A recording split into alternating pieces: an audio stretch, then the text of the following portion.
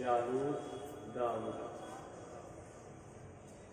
মুসা আলাইহিস সালাতু ওয়াস সালাম বনী ইসরাইল সম্প্রদায়কে নিয়ে যখন নদী পাড়ি দিলেন, তো নদী পাড়ি দেওয়ার সময় মুসা আলাইহিস সালাতু ওয়াস সালাম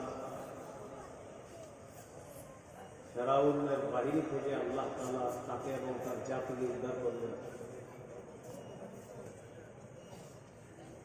জালেমদের দখলে তখন বাইতুল মুকাদ্দাস বা ফিলিস্তিন উদ্ধার করার জন্য মুসা আলাইহিস সালাতু ওয়াস সালাম বনী ইসরাইলকে বললেন, চলো আমরা জিহাদ করি, ফিলিস্তিন উদ্ধার করব। বনী ইসরাইল সম্প্রদায় জবাব দিল, ইযহাব আনতা ওয়া রাব্বুকা ফাকাতিলা ইন্না হাহুনা কাঈদুন। তুমি যাও, তোমার আল্লাহ, তোমার রব যাও, আমরা এখানে বসে থাকি।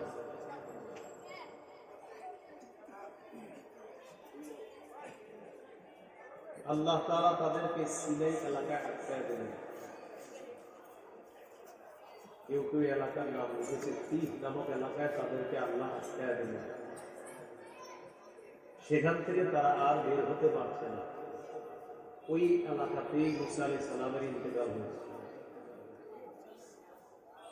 মুসা আলাইহিস সালাতু ওয়াস সালামের পরে আল্লাহ তাআলা মুসা নবীর খাদেম ইউশা ইবনে নুন তাকে আল্লাহ নবুয়ত দান করলেন। ইউশা আলাইহিস সালাতু ওয়াস সালাম নবী হওয়ার পর একদল মুজাহিদকে তিনি রাজি করালেন জিহাদ করার জন্য, ফিলিস্তিন উদ্ধার করার জন্য। একদল মুজাহিদ রাজি হলেন, তিনি তাদেরকে নিয়ে জিহাদ করলেন। জিহাদের মাধ্যমে ফিলিস্তিন উদ্ধার করলেন। আল্লাহ তাআলা ইউশা নবীকে বিজয় দান করলেন। তাহলে ফিলিস্তিন চলে আসলো ইউশা নবীর দখলে। আশেপাশের ছোট ছোট এলাকা, এই সমস্ত এলাকায় চেয়ারম্যান মেম্বারের দরকার হয়, কমিশনার দরকার হয়। ওই এলাকাগুলোর দায়িত্ব পালন করার জন্য ইউশা আলাইহিস সালাতু ওয়াস সালাম বিচারক নিয়োগ দিলেন। আমরা জানি বিচারকের কাজ শুধু বিচার করা, কিন্তু ওই বিচারক যে নিয়োগ দিয়েছেন যাদেরকে, ওই বিচারকের কাজ বিচারও করতে হবে, এলাকা চালাইতে হবে, চেয়ারম্যান মেম্বার কমিশনারের যত কাজ আছে সব বিচারক পালন করতে হবে। এই হলো বিচারকের দায়িত্ব। এই জন্য এখানে একটা জিনিস মনে রাখবেন, ওই যুগটাকে বলা হয় বিচারকদের যুগ। কি বলা হয়? বিচারকদের যুগ। ইউশা আলাইহিস সালাতু ওয়াস সালাম ইন্তেকাল করলেন। আশেপাশের মানুষরা মেনে নিতে পারে না যে বিচারকরা দেশ চালাবে, এটা আমরা মানি না। তখন তারা ক্ষণে ক্ষণে ফিলিস্তিনের উপর হামলা চালাবে, ফিলিস্তিনকে তারা কাবু করবে, বিচারকদের ক্ষমতা থেকে অপসারণ করবে। এই জন্য বারবার হামলা চালাবে। বনী ইসরাইলের একটা বরকতি বাক্স আছে, এই বাক্সটাকে বলা হয় তাবুত। কি বলা হয়? তাবুতের কথা বলছিলেন।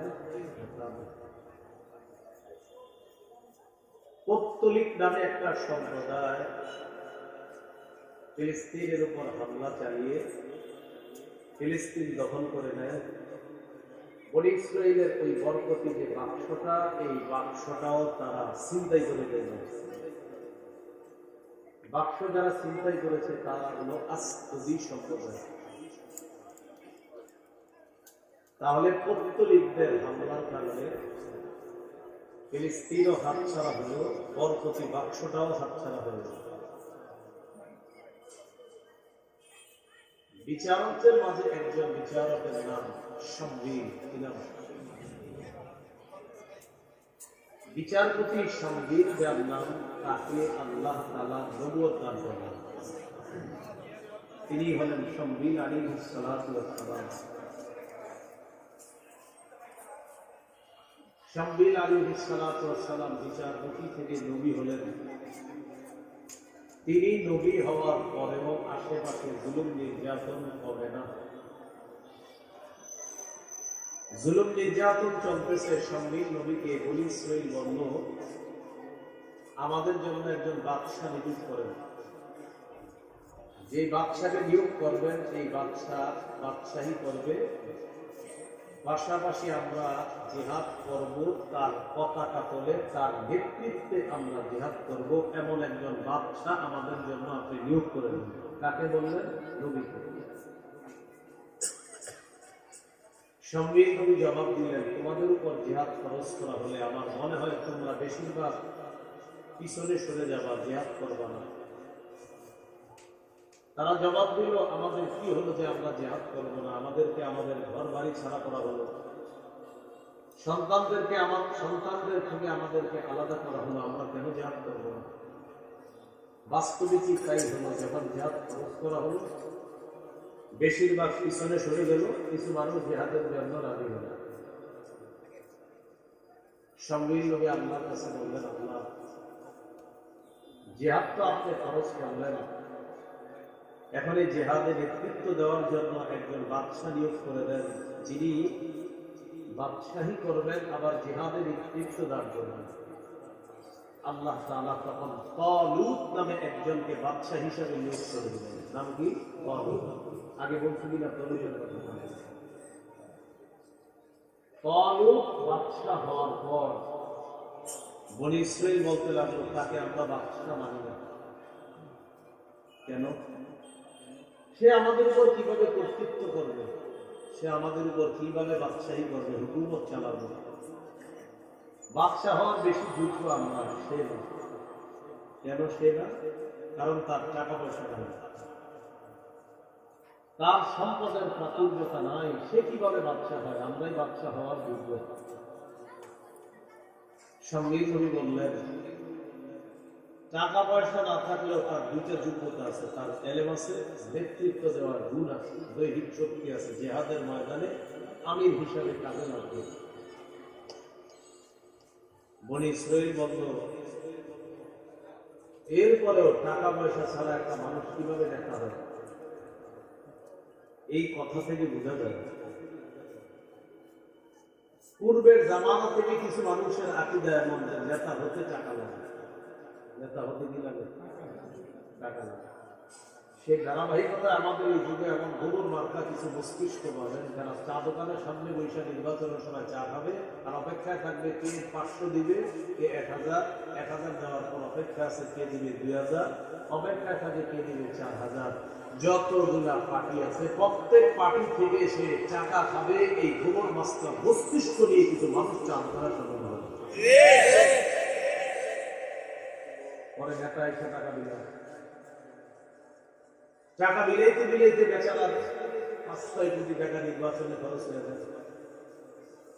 এখন এই টাকা খরচ করে কোনোভাবেই নেতা হয়ে গেল। নেতা হওয়ার পর এখন সে ওই টাকাগুলোকে উঠাতে হবে, তাই রডের পরিবর্তে মার হবে। প্রথম দোষটা আমাদের, আমরা কেন অপেক্ষায় থাকি টাকা দিবে?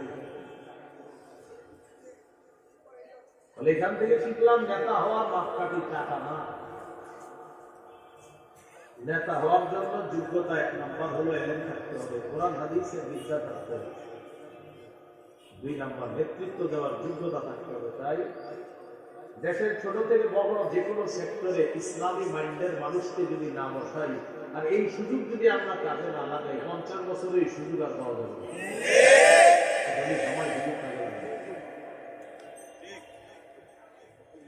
আল্লাহ আমাদেরকে বোঝার তৌফিক দান করুন।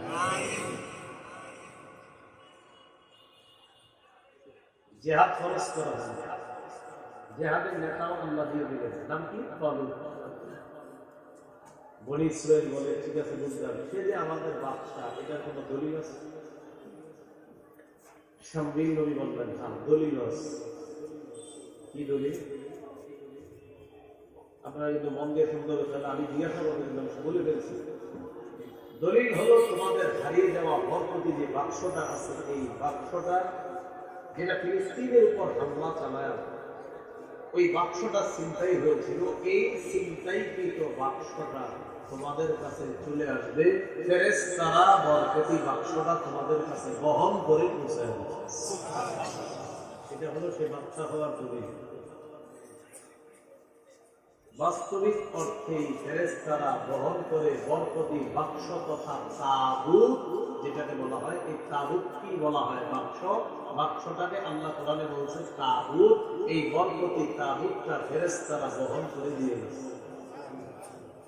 জিহাদ ফরজ হলো, বাদশা তাবুতকে পাওয়া গেল, বরকতি বাক্স তাবুতকেও পাওয়া গেল। আবার বলছি, জিহাদ ফরজ হলো, নেতা তাবুতকে পাওয়া গেল। বলি ইসরাইল যে বরকতি বাক্সটা সামনে রেখে লড়াই করে যুদ্ধ করে, সেই বরকতি বাক্সটাও পাওয়া গেল। বাদশাহ তালুত জাতিকে নিয়ে জিহাদে রওনা করছে, যার সাথে জিহাদ করবে তার নাম হলো জালুত।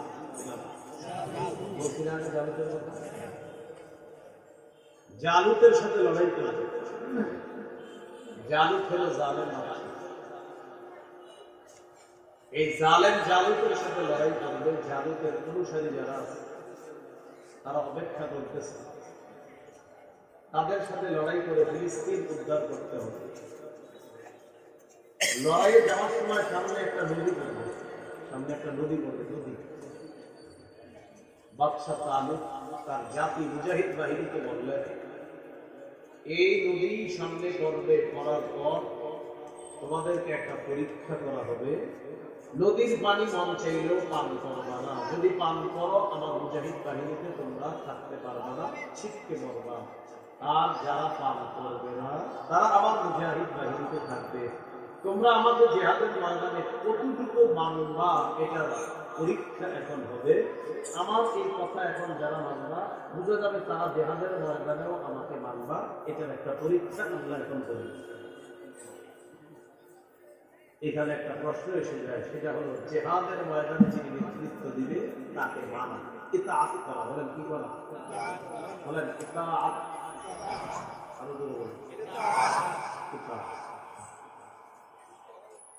শাসকের ইতাআত করা বা আমিরের ইতাআত করা অথবা দায়িত্বশীলের ইতাআত করা কিভাবে করব, কতটুকু করব, এই ব্যাপারে কিছু আলোচনা করে আসবে। তালুত তাদেরকে নদীর পাশ দিয়ে নদী অতিক্রম করার সময় বলে দিলেন, পানি পান করলে জিহাদের বাহিনী থেকে ছিটকে পড়বা। বেশিরভাগ তার কথা অমান্য করে ঢক করে পানি পান করছে। মুজাহিদ বাহিনী থেকে তারা ছিটকে পড়ল। সামান্য কিছু মানুষ তারা পানি পান করে নাই, অন্যরা পানি পান করছে। তাহলে মুজাহিদ বাহিনীতে সর্বশেষ টিকলো সামান্য কিছু মানুষ। ঠিক এই টাঙ্গাইল যদি ঘোষণা করে ভুলের চুর মাদ্রাসা মোতায়েন যে আমি টাঙ্গাইলের ওলামায়ে কেরামের সকলের মাধ্যমে আপনাদের এলাকাবাসীকে জানাইতে চাই, প্রত্যেক মসজিদের ইমাম, খতিব, প্রত্যেক মাদ্রাসার মোতামিম, তারা সকলে তুল্লাহ আওয়াম সর্বসাধারণ তাদেরকে নিয়ে কোন জায়গায় আসবেন। আল্লাহ রাসূলের ইজ্জত নিয়ে কিছু মিটিং আছে, কথা আছে। এরপরে আমরা একটা মিছিল করবো, অমুক দূতাবাসে যাব বা জেলা প্রশাসক বরাবর আমরা যাব, হুজুর ঘোষণা দিব। যাওয়ার পর আপনাদের অনেকে হাত তুলছেন, সবাই হাত তুলছেন যে আমরা সবাই যাব। যেদিন যাবেন সেদিন সবাই কয়, আরে সবাই তো যাইব, আমি না গেলে কি হবে? সবাই যাবে, আমি না গেলে কি হবে? এই কথা না বলে প্রত্যেকের কথা হবে, কে যাবে না যাবে জানি না। আল্লাহ আর রাসূলের ইজ্জতের ব্যাপার, অন্য কেউ যাক না যাক, যদি একজন যায় সে একজন হবে। এটা উচিত ছিল বলা। বাস্তবিক অর্থে সর্বশেষ কিছু মানুষ কিনবে, ওরাই যাবে যারা প্রকৃত আশিকে রাসূল, যারা শুধু বাৎসরিক ভাবে কিছু বিষয় পালন করে না, যারা সব সময় নবীর মহব্বত প্রকাশ করে, এই মানুষগুলো সেখানে মিছিল। আর যারা বাৎসরিকভাবে প্রকাশ করে, ওদেরকে কখনো আপনি রাসূলের ইজ্জতের কোনো প্রশ্নে এদেরকে কখনো পাবেন না। এদেরকে সবসময় পাবেন চ্যালেঞ্জ থাকলেও ভাবি না পারলে আসো, এইগুলা খালি বলবে। আর যখন নাকি নবীর প্রেম পরীক্ষা দেওয়ার সুযোগ আসবে, তখন সবাই ব্যস্ত হয়ে যাবে, বলবে সবাই তো যায়, আমি না গেলে কি হবে? তখন বোঝা যায় তারা আশিকে রাসূল আর তারা দুশমনে রাসূল। আপনি বিশ্বাস করেন এই জাতীয় কাজে দেখবেন ওলামায়ে কেরাম সবার আগে আর তাদের কি বলা হয় এরা মুস্তাফে রাসূল এরা ওহাবি নবীর ইজ্জতের প্রশ্নে আপনারা বলেন এই দেশের কবি মাদ্রাসার আলেমদেরকে সবার আগে পান এটাকে অস্বীকার করতে পারবেন তো বলছিলাম সর্বশেষ যারা টিকবে তারা হয় থাকবে ও পাশে গেছে জালুত বাহিনীর সাথে লড়াই ছিল লড়াই তালুতের বাহিনীতে যারা আছে জয়ের পাল্লা তাদের ভিড়ে ভারী কিন্তু জালুত বাহিনীর সবাই যদিও শোচনীয় ভাবে পর্যদস্ত হচ্ছে সকলকে শোচনীয় ভাবে কাবু করা হচ্ছে কিন্তু জালুতকে কেউ কাবু করতে পারতেছে না জালুত দেখতেছিল বাবা 100-200 সৈন্য তার ব্যাপারে কোনো তার বিপক্ষে কোনো ব্যাপার না 100-200 সে এমনি ফেস করতে পারে জালুত এরকম একজন বাংলা প্রতিদিন এসে মাঠে বলে ভাই তালুত বাহিনীর কে আসো আসো আমার সাথে লড়াই করবা কেউ সাহস করে না ওই আমলে যুদ্ধের নিয়ম ছিল একজন থাকা পর্যন্ত যুদ্ধের চূড়ান্ত ফলাফল ঘোষণা হবে না কিন্তু জালুতকে কেউ পারতেছে না বাদশা তালুতও তার সামনে আসা না মুজাহিদ বাহিনীর কেউ তার সামনে আসার সাহস পায় না মুজাহিদ বাহিনীতে দাউদ নবীর দুই ভাই ছিল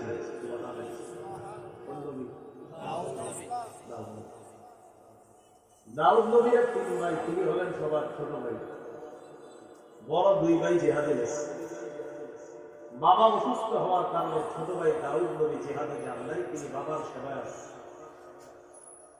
বাবা একদিন বললেন তোমার বড় দুই ভাইয়ের একটু খোঁজ নিয়ে আসো জিহাদের ময়দানে যাও দেখো তো কি অবস্থা ছোট্ট দাউদ আলাইহিস সালাতু ওয়াস সালাম গেলেন তিনি মাত্র 50 বয়সী একজন যুবক খুঁজতে খুঁজতে মাঠে গেলেন যাওয়ার পরে তিনি শুনতে পেলেন জয় পরাজয়ের ফলাফল চূড়ান্ত ভাবে আসার জন্য একটা বাধা শুধু তার নাম জালুত তাকে হারাইতে পারলেই মুজাহিদরা জিতে যাবে ফিলিস্তিন দখল হয়ে যাবে কিন্তু কেউ সাহস করে তার সামনে যায় না দাউদ নবী ছোট মানুষ উঠতি বয়সী একজন যুবক বাদশা তালুতের কাছে গেছে বাদশা আমার দুই ভাই মুজাহিদ বাহিনীতে আছে আমি তাদেরকে খোঁজ করার জন্য এসেছি আমি এসে জানতে পারলাম জালুতের সাথে লড়াই করার জন্য মাঠে কেউ আসতেছে না আপনি অনুমতি দিলে আমি জালুতের সামনে যেতে পারি তালুত বাহিনীর সবাই বলে সর্বনাশ আমরাই সাহস করি এই করতে যাই বাদশা তো আমি তো বলতেছে না তুমি যাও ছোট মানুষ দাউদ আলাইহিস সালাম বলেন যেহেতু আপনারা কেউ যাইতেছেন না একজনকে যেতে হবে সে একজন আমারই পাঠাবে হয়তো শহীদ না হয় একটা তো কিন্তু আমারই পাঠা যেহেতু আপনারা যদি যান ঠিক আছে আর যদি না যান একজন তো পাঠান আমারই পাঠান তো সবাই পরামর্শ করে চিন্তা করলো যেহেতু একজনকে পাঠাতে বলতে তারে পাঠাই উঠতি বয়সী যুবক দাউদ আলাইহিস সালাতু ওয়াস সালামকে জিহাদের ময়দানে পাঠানো হলো জালুতের সামনে যাবে পালোয়ান জালুত দাউদ নবীর দেখা তিরস্কারের ভাব তার চেহারার মধ্যে শুধু কারে পাঠাইছে এতদিন চিল্লাচিল্লির পরে বুঝি ইলেনে পাঠাইছে দাউদ আলাইহিস সালাম একটা পাথর নিলেন আল্লাহর নাম নিয়ে জালুতের মাথা বরাবর মারছে পাথর এক পাশ দিয়ে ঢুকে আর এক পাশ দিয়ে জমিনে পড়ে গেছে একটা তরবারি নিয়ে জালুতকে চিরতরে জাহান্নামে পাঠায় দিয়েছে এই হলো দাউদ নবী জালুতকে হত্যা করছে মনে আছে তাবুত তালুত জালুত দাউদ আমি আদি বলেছি বললাম প্রথমে একটু পড়াশোনা করে নিই আলোচনাটা বুঝার সহজ হবে এবার আল্লাহ তাআলা কি বলে দেখেন সূরা বাকারা 256 নম্বর আয়াত ألم تر إلى الملأ من بني إسرائيل من بعد موسى স্মরণ করুন ওই সময়কে নবী আপনি মুসা আলাইহিস সালামের জামানায় কিছু ঘটনা ঘটছে এগুলো তো আপনি জানেন না আপনি কি জানেন নবীজি বলতেছে তো নবীজি বলতেছে আলাম তারা আপনি দেখেন না আপনি কি জানেন না বিষয়গুলো তো আসলে তো নবীজি জানতেন না আল্লাহ জানাইছে তখন জানছে ألم تر إلى الملأ من بني إسرائيل من بعد موسى موسى নবী দুনিয়া থেকে বিদায় দিলেন ইউসা আলাইহিস সালামের নেতৃত্বে ফিলিস্তিন বিজয় হলো। বিজয় করার পর বিচারকরা দেশ চালায়, আশেপাশের মানুষ মানতে পারে না, হামলা করে ফিলিস্তিন দখল করে। বিচারকদের মধ্যে একজন বিচারক সম্বিল, যাকে আল্লাহ নবুয়ত দান করে। তো আল্লাহ তাআলা বলেন, এই বনী ইসরাইলের মানুষগুলা নবী সম্বিলকে বলল, কি বলল? إذ قالوا لنبي لهم ابعث لنا ملكا نقاتل في سبيل الله। সম্বিল নবীকে বললেন, নবী আপনি আমাদের জন্য একজন বাদশা নিয়োগ করেন, যার নেতৃত্বে আমরা লড়াই করব। সম্বিল নবী বললেন, قال هل عسيتم إن كتب عليكم القتال ألا تقاتلوا। এটা তো অসম্ভব নয় যে জিহাদ ফরজ করার পর তোমরা পিছনে সরে যাবা, আমার তো আশঙ্কা হচ্ছে এমনটা করবা তোমরা। তো তারা জবাব দিল, قالوا وما لنا ألا نقاتل في سبيل الله। আমাদের কি হলো যে আমরা আল্লাহর রাস্তায় লড়াই করব না? আমরা কেনই লড়াই করব না? আপনার সন্দেহ কেন হচ্ছে যে আমরা লড়াই করব না? নবীকে বলতেছে, وقد أخرجنا من ديارنا وأبنائنا। আমাদেরকে বের করে দেওয়া হয়েছে, আমাদের ঘর বাড়ি থেকে, আমাদের সন্তানদের থেকে আমাদেরকে আলাদা করা হয়েছে, আমরা কেন লড়াই করব না?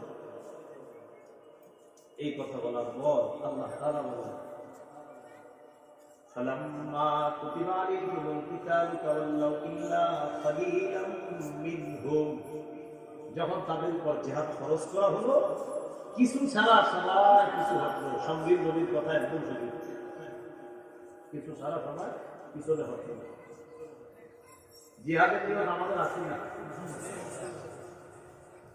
ইনশাআল্লাহ কয়েকজন বলছেন ইনশাআল্লাহ। জিহাদের নিয়ম না থাকলে মুনাফিকের মৃত্যু হবে, মৃত্যু হবে। সহিহ মুসলিমের বর্ণনা 1910 নম্বর হাদিস, 1910 নম্বর হাদিস। মোট হাদিস সংখ্যা হবে 3031টা। قال رسول الله صلى الله عليه وسلم من مات ولم يغزو ولم يحدث به نفسه مات على شعبة من النفاق। নবীজি বলেন, কেউ যদি মারা যায় জিহাদ না করে অথবা জিহাদের সংকল্প না করে, সে মুনাফিকি মৃত্যুবরণ করলো। কি মৃত্যুবরণ? মুনাফিকি মৃত্যুবরণ করলো, জিহাদের সংকল্প থাকতে হবে।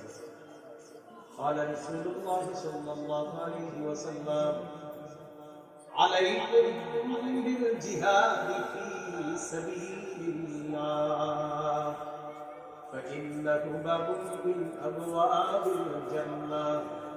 নবী বলেন, তোমরা আল্লাহর রাস্তায় জিহাদ করা আবশ্যক করে নাও, অবধারিত করে নাও নিজেদের উপর। জিহাদ জান্নাতের দরজা সমূহের একটা দরজা হলো জিহাদ। قال رسول الله صلى الله عليه وسلم من قاتل في سبيل الله فوق ناقة وجبت له الجنة। নবী বলেন, কেউ যদি ওটের দুধ 2 বার পান করে, এই পরিমাণ 2 বার পান করার মাঝে যে সময়টা থাকে, একবার 2 বার, এই মাঝের সময়টা এতটুকু পরিমাণ যদি কেউ আল্লাহর রাস্তায় লড়াই করে, জিহাদ করে, তার উপর জান্নাত ওয়াজিব হয়ে যায়। আবু দাউদের বর্ণনা 2504 নম্বর হাদিস, 2504। এই হাদিসের মধ্যে রাসূলুল্লাহ সাল্লাল্লাহু আলাইহি ওয়াসাল্লাম বলেন, জাহিদুল মুশরিকিনা বিআমওয়ালিকুম ওয়া আনফুসিকুম ওয়া আলসিনাতিকুম। তোমরা তোমাদের সম্পদ দিয়ে জিহাদ করো, তোমরা তোমাদের জান দিয়ে জিহাদ করো, তোমরা তোমাদের জবান দিয়ে মুশরিকদের বিরুদ্ধে জিহাদ করো। আমরা আমাদের সম্পদ দিয়ে জিহাদ করব কিভাবে? বর্তমানে আমাদের দেশের দীর্ঘ মুফতি সাহেবরা যতক্ষণ ফতোয়া না দিবে ততক্ষণ আমরা জিহাদের বিষয়টা বাস অন্তরে রাখবো, আর মনে মনে নিয়োগ করবো, জিহাদ কখনো যদি ফরজ হয়, আমাদের দেশের বিজ্ঞ মুফতিরা যদি ফতোয়া দেয়, তো আমরা জিহাদ করবো ইনশাআল্লাহ। এই নাম দিয়ে জিহাদ করবে। এখন নাম দিয়ে জিহাদ কিভাবে করবে? ফিলিস্তিনের মুজাহিদদের জন্য বাংলাদেশ থেকে টাকা পাঠাবে, এগুলো মাল দিয়ে তাদেরকে সহযোগিতা করবে। দুই নাম্বার আনফুসিকুম, জান দিয়ে জিহাদ করবে। জান দিয়ে জিহাদ, এটা হলো যে আমরা অপেক্ষা থাকবো ইনশাআল্লাহ, কখনো জিহাদ খরচ হলে আমরা জিহাদ করবো ইনশাআল্লাহ। তিন নাম্বার ওয়া আলসিনাতিকুম, জবান দিয়ে জিহাদ করবে। সব সময় জবান দিয়ে।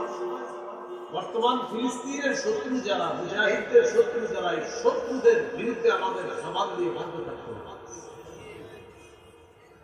এটা নবী সাল্লাল্লাহু আলাইহি ওয়াসাল্লাম বলে দিলেন। আল্লাহ আমাদের সকলকে জিহাদের মানসিকতা লালন পালন করার তৌফিক দান করুন। আমিন। তিরমিজির বর্ণনা 1655 নম্বর হাদিস। এই হাদিসের মধ্যে عن أبي هريرة رضي الله تعالى عنه قال قال رسول الله صلى الله عليه وسلم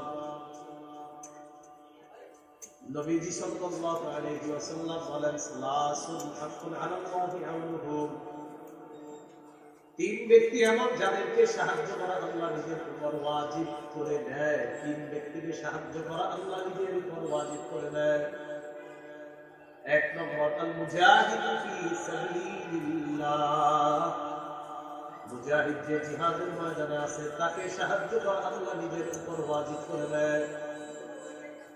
দুই নম্বর মুকাতাবুল্লাযী ইউরিদুল আদা, চুক্তিকৃত গোলাম। একজন গোলাম চুক্তিকৃত, তার মালিকের সাথে চুক্তি আছে, এই পরিমাণ টাকা দিলে তাকে আজাদ করবে। এই চুক্তিকৃত গোলামকে আল্লাহ তাআলা সাহায্য করা নিজের উপর ওয়াজিব করে দেন। তিন নম্বর ওয়ান্নাকিবুল্লাযী ইউরিদুল আফাফা, যে বিয়ে করার মাধ্যমে নিজেকে পবিত্র করতে চায় তাকে সাহায্য করা আল্লাহ নিজের উপর ওয়াজিব করে দেন। বিয়ের মাধ্যমে নিজেকে পবিত্র করতে চায়। কারণ এই ওয়াজিব করে আমার সাথে অনেক হয়তো দেখা করতেও যেতে পারে, দেখা হয়তো আমি তো বিয়ে করতে চাই, আল্লাহ তুমি সাহায্য করেন, এরকম বলতে পারেন। আপনার বিয়ের নিয়তটা হলো এই যে আমি যেদিন বিয়েটা করবো এর আগে 7 দিন পর্যন্ত আমার বাড়িতে লাইট টাইট জ্বলবো, লাইটিং হবে, এর মাঝে 5 দিন বক্স টক্স আনা হবে, আনার পর গান বাদ্য হবে, গায়ে হলুদ হবে, নাচানাচি হবে, ইত্যাদি হবে। এই হলো আপনার নিয়ত। না আপনার এসে ঘোরার দিনের সাহায্য করবে না, নিয়তই তো খারাপ।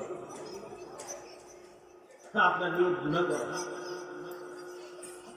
আপনার নিয়ত হলো গুনাহ থেকে পবিত্র হওয়ার জন্য বিয়ে করবে। বিয়ের আগে কি করতেছেন কি কাজ করবে, এরপরে বিয়ের মাধ্যমে পবিত্র হবে। যে মেয়েটাকে বিয়ে করবে এই মেয়েটারে ওই ছেলে কি বলে ঘরের মধ্যে বোনদেরকে বলে তোদের পছন্দ আমার পছন্দ, আম্মারে বলে আম্মা আপনার পছন্দ আমার পছন্দ, আব্বারে বলে আপনার পছন্দ আমার পছন্দ। যাক ভালো কথা, মহিলারা দেখলে এতটুকু ঠিক আছে, কিন্তু বিয়ের আগে শ্বশুর আপনার মেয়ে স্ত্রীকে দেখা এটা হারাম। আপনার স্ত্রী যদি বালেগা হয়ে থাকে, যাকে বিয়ে করবেন সে যদি বালেগা, আপনার যুবক স্ত্রী যদি বালেগা হয়ে থাকে, বিয়ের আগে আপনার ওই বালেগা যুবক স্ত্রীকে আপনার বাবার জন্য দেখা হারাম। বাবারে দেখা, ছবি দেখা, মেয়ে দেখা। এরপরে বর্তমানে দুলাভাইকে যদি ছবি না দেখানো হয় বিয়ে হবে না। দুলাভাই মানে আপনার দুলাভাই তো সিঙ্গাপুর থাকে, আমেরিকা। আচ্ছা ঠিক আছে ভাই, আপনার বোন ফুটিয়া বলবে সবাই মোটামুটি পছন্দ হয়েছে, এখন শুধু ভাইয়া বাকি আছে, মানে দুলাভাই বাকি আছে। ঠিক আছে ভাইয়া জানাই দুলাভাই, অন্য পক্ষেরও জানা যায়। এখন শুধু আমাদের জানা যাচ্ছে উনি পছন্দ করে হ্যাঁ বললেই হ্যাঁ হয়ে যাবে, বিয়েটা হ্যাঁ করবে তো এই জন্য হ্যাঁ হ্যাঁ বললে হ্যাঁ হয়ে যাবে। নির্লজ্জ বেহায়ার মতো বিয়ের আগে তার বোনের স্বামীকে তার স্ত্রী দেখায়, এগুলো চূড়ান্ত পর্যায়ের নির্লজ্জতা, বেহায়া, লজ্জা সরম যায়। বিয়ের আগে বিয়ে করবে কি আব্দুল রহিম, মেয়ে দেখা যাবে দুলাভাই, তুই বিয়েটা আপনি দুলাভাই করবে দেখা দেখা। এইভাবে বলার পরেও যদি লজ্জা সরম হয় ওর তো হবে না, এখনো অনেকে পাড়াই কাছে দেখা চলেছে দুলাভাই আপনি দেখার পরেই হ্যাঁ হবে না। তিন ব্যক্তিকে সাহায্য করা আল্লাহ নিজের উপর ওয়াজিব করে দেয়। 3 নাম্বার যে ব্যক্তি বিয়ের মাধ্যমে নিজেকে পবিত্র করতে চায় তাকে সাহায্য করা আল্লাহ নিজের উপর ওয়াজিব করে দেয়। এর মধ্যে একজন মুজাহিদ। তিরমিজির বর্ণনা 1656 নম্বর হাদিস। এই হাদিসের মধ্যে আছে قال رسول الله صلى الله عليه وسلم لا يظلم أحد في سبيل الله والله أعلم بمن يظلم في سبيله إلا جاء يوم القيامة اللون لون الدم والريح ريح المسك নবীজি বলেন কোন ব্যক্তি যদি জিহাদের ময়দানে আঘাতপ্রাপ্ত হয় আহত হয় কোন ব্যক্তি আহত হবে এটা আমরা ভালো জানি কিয়ামতের ময়দানে এই ব্যক্তি এমন অবস্থায় আসবে তার রং হবে রক্তের রং সুবহানাল্লাহ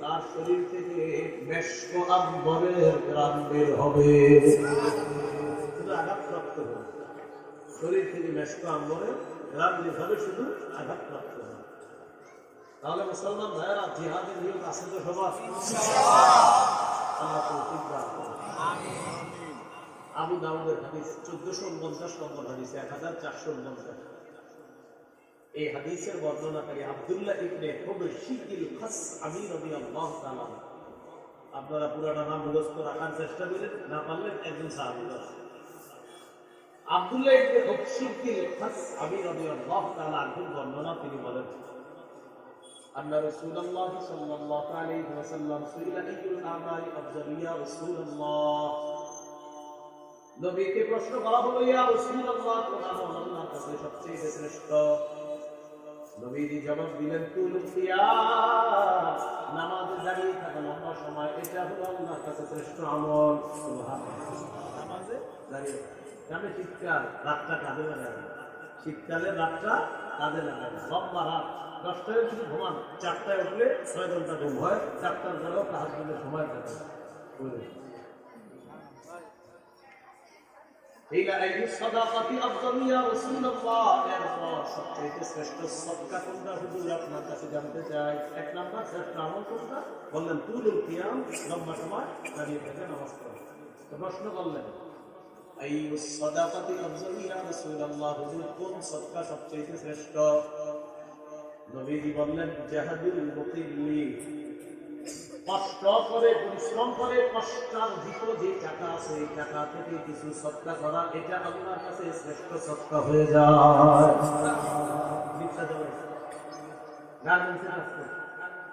আপনি অনেক চেষ্টা মেহনত করে কিছু টাকা কামাই করছেন মাসের বেতনটা পেয়েছেন এই কষ্টার্জিত বেতন থেকে আপনি 5 টাকা ইখলাসের সাথে সদকা করছেন আল্লাহর কাছে এটা শ্রেষ্ঠ সদকা কষ্ট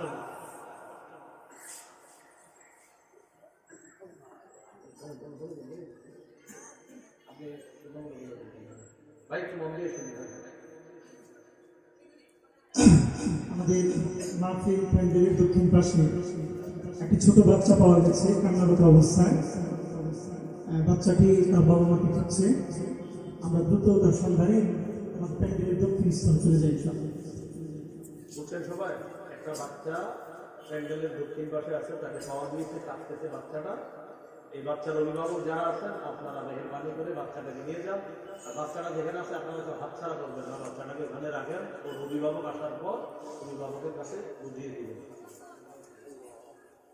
তো রাসূলুল্লাহ সাল্লাল্লাহু আলাইহি সাল্লামকে প্রশ্ন করা হলো হুজুর কোন সদকা সবচেয়ে শ্রেষ্ঠ রাসূলুল্লাহ সাল্লাল্লাহু আলাইহি ওয়াসাল্লাম বললেন কষ্টার্জিত উপার্জিত সম্পদ এটা থেকে কিছু সদকা করা এই সদকাটা আল্লাহর কাছে শ্রেষ্ঠ সদকা হিসাবে পরিগণিত হয়েছে এরপর প্রশ্ন করলেন ফাআইয়ুল হিজরাতি আফদালু ইয়া রাসূলুল্লাহ ইয়া রাসূলুল্লাহ কোন হিজরত সবচেয়ে শ্রেষ্ঠ আপনার কাছে জানতে চাই আল্লাহ জবাব দিলেন মান হাজারা মা হারামাল্লাহু আলাইহি কোন ব্যক্তি যদি গুনাহ থেকে বাঁচে নিষিদ্ধ কাজ থেকে বাঁচে হারাম কাজ থেকে বাঁচে এটাই হলো শ্রেষ্ঠ হিজরত সুবহানাল্লাহ শ্রেষ্ঠ হিজরত হারাম থেকে বাঁচা নিষিদ্ধ জিনিস থেকে বাঁচা এরপর প্রশ্ন করলেন ফাইনুল জিহাদি আফযালু ইয়া রাসূলুল্লাহ কোন জিহাদ আল্লাহর কাছে সবচেয়ে শ্রেষ্ঠ নবীজি বললেন মান জাহাদাল মুশরিকিনা বিমালিহি ওয়া নাফসিহি কোন ব্যক্তি যদি জান মাল দিয়ে মুশরিকদের বিরুদ্ধে লড়াই করে এই জিহাদ আল্লাহর কাছে শ্রেষ্ঠ জিহাদ হয়ে যায় মুশরিকদের বিরুদ্ধে লড়াই করতে আমরা মুসলিমের বন্ধু বানাই, কি বানাই? বারবার ভুল করি, একটা আগুন ছেড়ে আরেকটা আগুন আমরা ধরে বৃষ্টি থেকে বাঁচার জন্য ঝর্ণার নিচে এসে দাঁড়াই, যেন আমার গায়ে পানি না পড়ে। একটা আগুন ছেড়ে আরেকটা আগুনকে ধরে আমরা বৃষ্টি থেকে বাইচা ঝর্ণার নিচে এসে দাঁড়াই, এসে দিতে যেন আমার গায়ে পানি না লাগে। তুই ভাই এখানে দাঁড়াচ্ছেন কেন? আর বললে না বাহিরে বৃষ্টি, এখানে কি? ও আচ্ছা, এখানে তো ঝর্ণা দানা করতে। বারবার এই ভুল করি, এক তারিখ ছেড়ে আরেক তারিখ ধরি, পশ্চিম ছেড়ে পশ্চিমা ধরা। আমাদের ভাগ্য পরিবর্তন হবে না, মনে রাখবেন। চূড়ান্ত ভাগ্য মুসলমানের পরিবর্তন খেলাফত ব্যবস্থা ছাড়া হতে পারে না, হবে না, এটা সম্ভব না।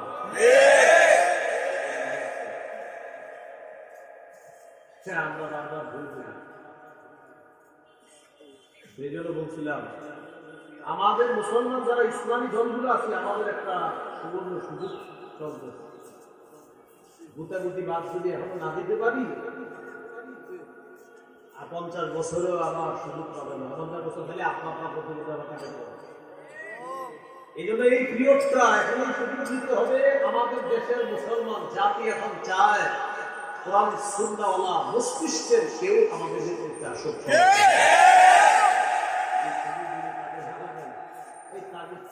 আরেক কাগজ ধরতে হবে, এইভাবে আমাদের জীবন চলতে হবে। বুঝে আসতে রাসূলুল্লাহ সাল্লাল্লাহু আলাইহি ওয়াসাল্লাম বলেন, শ্রেষ্ঠ জিহাদ মুশরিকের বিরুদ্ধে জান প্রাণ দিয়ে লড়াই করতে হবে। এরপরে প্রশ্ন করলো, ফাইলুল কাতলি আশরাফু ইয়া রাসূলুল্লাহ, হুজুর কোন হত্যাকাণ্ড সবচেয়ে মর্যাদাপূর্ণ? অর্থাৎ কোন শহীদ সবচেয়ে মর্যাদাপূর্ণ? অর্থাৎ যাকে হত্যা করা হয়েছে আর শহীদ হয়েছে মুসলমান, এর মধ্যে শ্রেষ্ঠ শহীদ কোনটা? নবীজি বললেন, মান উহরিকা দামুহু, যার রক্ত প্রবাহিত করা হয়েছে, এবং যার বাহন তাকে হত্যা করা হয়েছে। অর্থাৎ কোন ব্যক্তি যদি তার বাহন সহ নিহত হয়, সে শ্রেষ্ঠ শহীদ হিসাবে গণ্য হয়।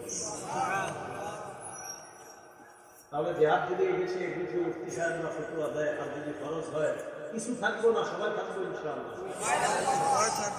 আল্লাহ তৌফিক দান করুন। আমিন। فلما كتب عليهم القتال تولوا إلا قليلا منهم, জিহাদ যখন ফরজ করা হলো, তাদের বেশিরভাগ পিছনে সরে গেল। ইল্লা কালিলাম মিনহুম, সামান্য কিছু ছাড়া।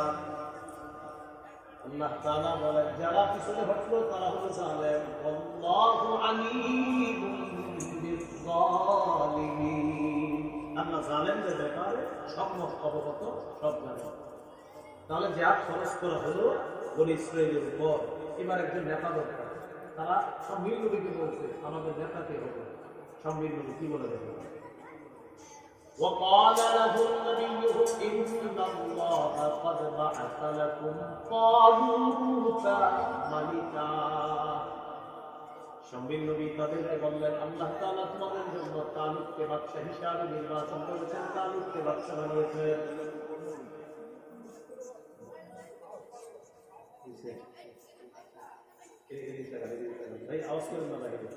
আপনারা যদি শেষ পর্যন্ত মন দিয়ে না শুনেন, আমার আলোচনা একটু মনোযোগ দিকে যাবে, হারায় ফেলবে, বুঝবেন না গেছে।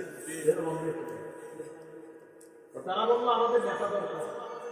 সম্মিল নবী বললেন, আল্লাহ তোমাদের জন্য তালুতকে নেতা বাদশা বানাইছে, এখন তালুত তোমাদের বাদশা।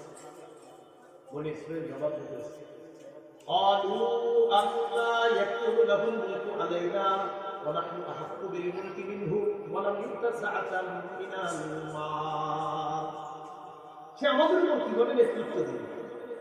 আমরা নেতৃত্বের বেশি যোগ্য। তালুত আমাকে তাকে দেওয়া হয় সাআতাম মিনাল মাল, সম্পদের প্রাচুর্য তো তাকে দেওয়া হয় নাই, সে কিভাবে নেতা হয়? তাহলে তাদের মাপকাঠিতে নেতা হতে গেলে টাকা লাগে। এই জাতীয় মস্তিষ্কের মানুষ আগেও দুনিয়াতে ছিল। এবার সম্মিল নবী জবাব দিলেন, তালুতের টাকা নাই। ইন্নাল্লাহ আস্তাফাহু আলাইকুম ওয়া যাদাহু বাসতাতান ফিল ইলমি ওয়াল জিসম, তালুতকে সম্পদের প্রাচুর্যতা দেওয়া হয় নাই, তবে তাকে দুটি জিনিস আল্লাহ দান করেছেন অনেক বেশি। এক নাম্বার, তাকে আল্লাহ প্রচুর এলেম দিয়েছেন, বিদ্যা দিয়েছেন, সুবহানাল্লাহ। দুই নাম্বার, জিসমিকা দৈহিক অবকাঠামো অনেক সুন্দর, জিহাদের ময়দানে নেতৃত্ব দেওয়ার জন্য সে অনেক যোগ্য। والله يؤتي ملكه من يشاء والله واسع عليم আল্লাহ যাকে ইচ্ছা রাজত্ব দান করেন আল্লাহ প্রাচুর্যের অধিকারী আল্লাহ সব কিছু খবর রাখেন আল্লাহ সম্যক খবর রাখেন তো যাই হোক জিহাদ খরচ হলো তালুক নেতা হলেন বাচ্চা হলেন এবার বনি ইসরাইলের দলিল তালুক যে আমাদের নেতা এটার একটা দলিল লাগে আমি আগে বলে ফেলছি দলিলটা ওই যে হারিয়ে যাওয়া বাক্সটা তালুকটা ফিরে আনবে وقال لهم نبيهم إن آية ملكه أن يأتيكم التابوت فيه سكينة من ربكم وبقية مما ترك آل موسى وآل هارون تحمله الملائكة إن في ذلك لآية لكم إن كنتم مؤمنين شمبين نبي তাদেরকে জবাব দিলেন তালুক যে তোমাদের বাদশা এই বাদশা হওয়ার দলিল হলো এই তাবুত বাক্সটা তোমাদের কাছে ফিরে আসবে তোমাদের হারিয়ে যাওয়া বাক্স যে বাক্সের মধ্যে ফিহি সাকিনাতুম মির রাব্বিকুম তোমাদের রবের পক্ষ থেকে সাকিনা এই বাক্সের মধ্যে স্বর্ণ তাওরাতের কপি স্বর্ণ তাওরাতের কপি আছে ওয়া বাকিয়াতুম মিম্মা তারাকা আলু মুসা মুসা নবীর পরিবারের স্মৃতি আছে ও আলী হারুনা হারুন নবীর পরিবারের স্মৃতি আছে বাক্সটার ভিতরে স্বর্ণ আছে সাকিনা আছে বরকত আছে মুসা নবীর স্মৃতি আছে হারুন নবীর স্মৃতি আছে এই বাক্স তোমাদের কাছে আসবে তাহমিলুহুল মালাইকা ফেরেশতারা বহন করে নিয়ে আসবে ইন্না ফি যালিকা লাআয়াতান লাকুম ইন কুনতুম মুমিনিন তোমরা যদি মুমিন হও এটাতে তোমাদের জন্য নিদর্শন আছে তাহলে এবার দলিল পাওয়া গেল বাক্স ফেরেশতারা দিয়ে গেছে তাহলে এবার শোনেন জিহাদ খরচ হলো বাক্স পাওয়া গেল আমার বলছি জিহাদ খরচ হলো নেতা পাওয়া গেল বরকতি বাক্সটাও পাওয়া গেল এবার নেতা মুজাহিদদেরকে নিয়ে রওনা করছে فلما فصل طالوت بالجنود قال إن الله مبتليكم بنهر মুজাহিদদেরকে নিয়ে যখন তালুক রওনা করলেন তখন বললেন শোনো আল্লাহ তোমাদেরকে নদী দ্বারা পরীক্ষা করবে ফামান শারিবা মিনহু ফালাইসা মিন্নি যারা নদীর পানি পান করবে তারা আমার জিহাদের অন্তর্ভুক্ত মুজাহিদ বাহিনীর অন্তর্ভুক্ত হবে না ওয়ামান লাম ইয়াতআমহু ফাইন্নাহু মিন্নি ইল্লা মান ইফতারাফা গুরফাতান বিয়াদি আর যারা পানি পান করবে না তবে এক আজলা পরিমাণ যদি পানি হাতে চলে আসে সমস্যা নাই তারা আমার দলমুক্ত হবে ঘটনা কি বলছে দেখেন ফাশারিবু মিনহু ইল্লা কালিলাম মিনহুম কিছু ছাড়া সবাই পানি পান করে কিছু ছাড়া সবাই পানি পান করে প্রশ্ন হলো আল্লাহ তাআলা কেন পরীক্ষা করলেন আমি আগে জবাব দিচ্ছি জিহাদের ময়দানে আমিরকে তারা কতটুকু মানবে এটা একটা প্রথম পরীক্ষা হয়ে গেল টেস্ট পরীক্ষা এখানে দেখা যাবে তোমরা ময়দানে গিয়ে কতটুকু মানবে সূরা নিসা ৬৯ নম্বর আয়াত আল্লাহ বলেন ইয়া আইয়ুহাল্লাযীনা আমানু আতিউল্লাহ ওয়া আতিউর রাসূল ওয়া উলিল আমরি মিনকুম হে ঈমানদারগণ আল্লাহর আনুগত্য করো রাসূলের আনুগত্য করো দায়িত্বশীল শাসক আমিরের আনুগত্য করো কয় আনুগত্য জোরে বলেন আমার সাথে বলেন আল্লাহর আনুগত্য নিঃশর্তভাবে করতে হবে রাসূলের আনুগত্য আল্লাহর হুকুমে নিঃশর্তভাবে করতে হবে শাসকের আনুগত্য আমিরের আনুগত্য আমিরের ইতাআত অটো আমিরের ইতাআত বানানো আমিরের ইতাআত বলেন নিঃশর্তভাবে করা যাবে না বলেন তাহলে আল্লাহর ইতাআত নিঃশর্ত রাসূলের ইতাআত আল্লাহর হুকুমে নিঃশর্ত আমিরের শাসকের ইতাআত নিঃশর্তভাবে করা যাবে না বলেন আমার সাথে আমিরের ইতাআত কতক্ষণ করা যাবে যতক্ষণ নাফরমানির কথা না বলবে কোরআন সুন্নাহ মন গড়া ব্যাখ্যা না দিবে ততক্ষণ আমিরের কথা মানা যাবে বলেন দলিল সহিহ বুখারী ৭,১৪৪ ৪,৩৪০ মোট হাদিস সংখ্যা বলেন ৭,৫৬৩টা। এই অনুযায়ী দুইটা দৃষ্টান্ত ৭,১৪৪, ৪,৩৪০। এই দুই হাদিস থেকে আমরা এখন জানবো কত আমি আন্দাজি মানা যাবে না, কোরআন সুন্নাহর ব্যাখ্যা যদি কেউ মন বানাবে তাকে মানা যাবে না। খুব মন দিয়ে শোনেন, শোনার পরে আপনি আবার আমারে একটু রাগ করেন না। ওই বুখারীর যে হাদিসটা আছে পকেটে উস্তাদ থাকলে এখনই দিলাম আমি বলি। সেই বুখারী ৭,১৪৪ নম্বর হাদিসে রাসূল সাল্লাল্লাহু আলাইহি ওয়াসাল্লাম বলেন, আস-সামউ ওয়াত-তাআতু আলাল মার'il মুসলিমি ফীমা আহাব্বা ওয়া কারিহা মা লাম ইউমার বিমা'সিয়া। মুসলমান আমিরকে ততক্ষণ মানবে যতক্ষণ সে নাফরমানির কথা না বলবে, হুকুম না করবে। ফাইদা উমিরা বিমা'সিয়া, যদি নাফরমানির হুকুম করা হয় ফালা সামআ ওয়ালা তাআতা, তার কথা শোনাও যাবে না, তার কথা মানাও যাবে না, তার ইতাআত করা যাবে না।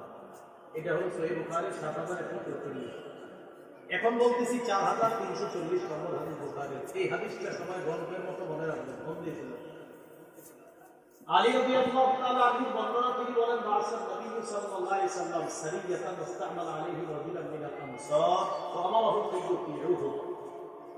নবীজি একটা বাহিনীকে জিহাদে পাঠাইলেন, এক আনসারীকে আমির বানায়া দিলেন।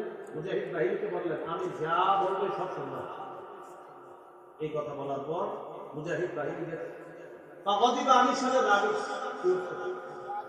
রাগ উঠার পর আমির সাহেব মুজাহিদ বাহিনীকে বললেন, আলাইসা কাদ আমারকুম রাসূলুল্লাহ সাল্লাল্লাহু আলাইহি ওয়াসাল্লাম আন তুতিউনি? ক্বালু বালা। আচ্ছা, নবী কি তোমাদেরকে বলে নাই আমি যা বলবো তা শুনবা? তারা সবাই বললেন, জি বল। আমির সাহেব বললেন, ইজমাউলি হাতবা, লাকড়ি সংগ্রহ করো। ফাজামাউ লাহু, তারা লাকড়ি সংগ্রহ করলো। লাকড়ি সংগ্রহ করার পর আমির সাহেব বললেন, আউকিদুহা নার, লাকড়িতে আগুন লাগাও।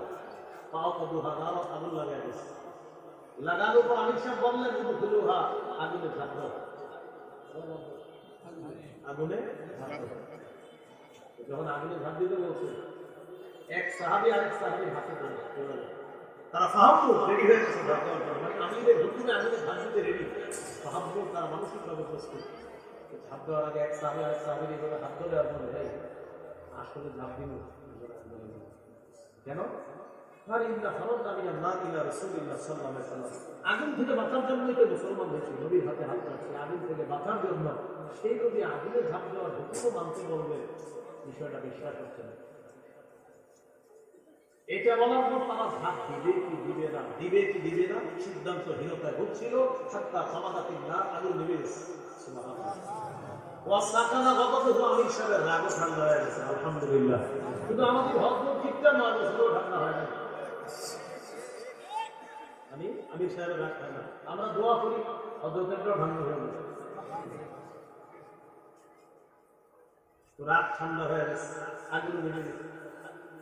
ঘটনাটা নবীজির কাছে গেছে, হুজুরের একটা ঘটনা ঘটতে গেছিল। নবীজি বললেন, তোমরা ভালো কাজ করছো, যারা ঝাঁপ দেয় নাই সর্বনাশ। লাউ দাখালুহা মা খারাজু মিনহা ইলা ইয়াউমিল কিয়ামাহ, যদি আগুনে ঝাঁপ দিয়ে ফেলতো কিয়ামত পর্যন্ত আগুন থেকে বের হতে পারত না। শেষে বললেন, ইন্নামা তাআতু ফিল মারুফ, আরে আমিরের কথা মানবা শুধু বেসঙ্গত কথা, কাজে মানবা। আমি যদি কোরআন সুন্নাহ আজাইরা ব্যাখ্যা দেয়, মন্দরা ব্যাখ্যা দেয়, নাফরমানিমূলক কথা বলে, আলেমরা যদি সেই ভুল ধরিয়ে দেয়, সেক্ষেত্রে আলেমদের কথা মেনে নিয়ে সেই আমির বা তার কথাকে প্রত্যাখ্যান করা, এটা হলো হেদায়েতের উপর থাকার আলামত, লক্ষণ। বিপরীতটা হলো পথভ্রষ্টতা। সেই বুখারীর যে হাদিসটা বলছি ৪,৩৪০, এটা কোনো কল্প কাহিনী নয়। ৪,৩৪০, ৪,৩৪০ নম্বর হাদিস। মোট হাদিস সংখ্যা ৭,৫৬৩। এই হাদিসটা তারা গল্পের মতো আর ১০ জনের শোনাই যে আমি এর কথা মানতে গিয়ে কি ঘটনা ঘটছিল। তো এই যে বললেন, পানি পান করলে আমার মুজাহিদ বাহিনীতে থাকতে পারবে না। কিছু মানুষ পানি পান করে না, সবাই করছে। তো যারা ছিল তাদেরকে নিয়ে পাশে চলে গেলেন। তারা বলল, আজকে জালুকের সাথে পারবো না, আমাদের শক্তি নেই। যারা আল্লাহকে বিশ্বাস করে তারা বললেন, কত ছোট বাহিনী আল্লাহ হুকুমে বড় বাহিনীকে পরাজিত করে দিয়েছে, আমরাও ইনশাআল্লাহ তাকে হারায় দেব। লড়াই চলতেছে, তুমুল লড়াই। জালুক বাহিনীকে মোটামুটি ভাবে কচুকাটা করা হলেও জালুকের সাথে কেউ পারতেছে না। ইতিমধ্যে দাউদ নবী মাঠে আসলেন, ওই যে দুই ভাইকে তালাশ করার জন্য মাঠে আসলেন। আসার পর বাদশা তালুতের পরামর্শে জালুকের সামনে গিয়ে কতালা দাউদ জালুকা, পাথর মারলেন, দাউদ নবী জালুককে হত্যা করলেন। এই হলো আপনার মোটামুটি 246 থেকে 252 নম্বর আয়াত পর্যন্ত আলোচনা। এখন একটু মন দিয়ে শুনেন। জিহাদ খরচ হলে আমরা সবাই জিহাদ করবো ইনশাআল্লাহ।